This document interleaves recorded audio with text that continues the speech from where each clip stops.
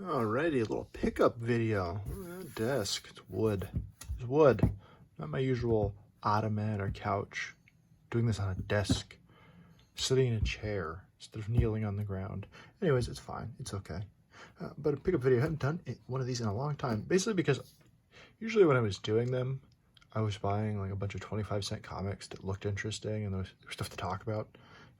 But now that opportunity to get these 25-cent comics is pretty much gone.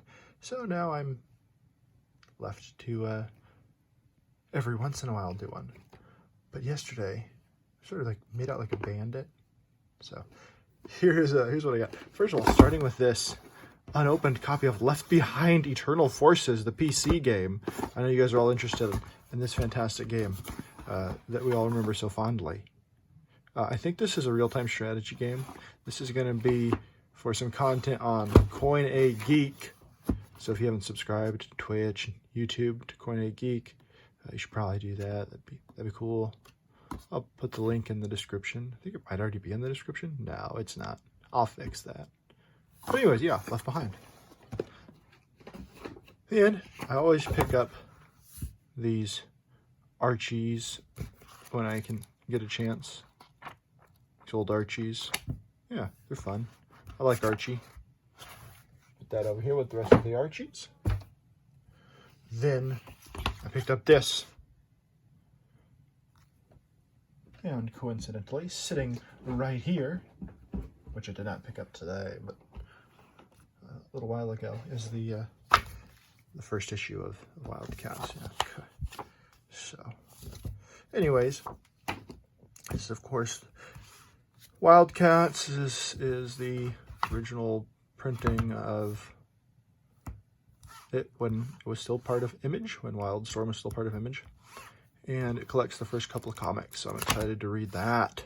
Not really, but I'm going to for posterity's sake. Yes, I will. I will be reading that. All right, let's move all this stuff back that I moved in order to show you the single issue for no reason. We'll set these aside. What else did we get? What else did we get here? This Super Boxers. I don't know. Something about this spoke to me. I got a Bill Sienkiewicz cover, scripted by John Byrne. This is the guy who sort of plotted it, came up with the story, and drew it. Ron Wilson. Not familiar with him, but of course familiar with John Byrne.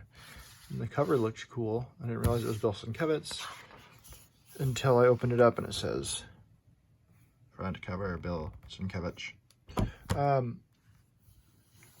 These early Marvel graphic novels and DC graphic novels that they were selling, they're really interesting of late to me. Basically, the first attempts by artists to tell sort of a longer story and to have space to tell something unique. And I don't know, this one is got some very interesting art. The faces are kind of wide and odd, and I don't know, I'm excited for this. And it looks, it has this boxing story. It's not something you see all the time, but also the colors in this were different than the colors at the time in other Marvel and DC stuff. And I like that these graphic novels are rarely something like, oh, well, this is just a longer Batman or a longer... No, it's unique stuff, and it's a really interesting time period. So I've been excited to pick these up when I can get my hands on them. Super Boxers. Got a back cover by somebody else too that's different. Very 80s futuristic. I like it. Alright, this next one was actually funny because I didn't buy it at the used bookstore. I was trying to save my money, and I decided against getting this one. And then I went next door to a thrift store and found it at the thrift store for less. There it is. Savage Dragon. You know, I've been thinking about getting this one for years and years, and finally the price was right at that thrift store. Pretty exciting, I guess, to finally get to look at some of this Eric Larsen art and to figure out what all the rage was in 1992. Super Soldier or something. All right, yeah. So there's that. Here we go. This is Batman v Spawn. War Devil. Written by 3 people and drawn by Klaus Janson.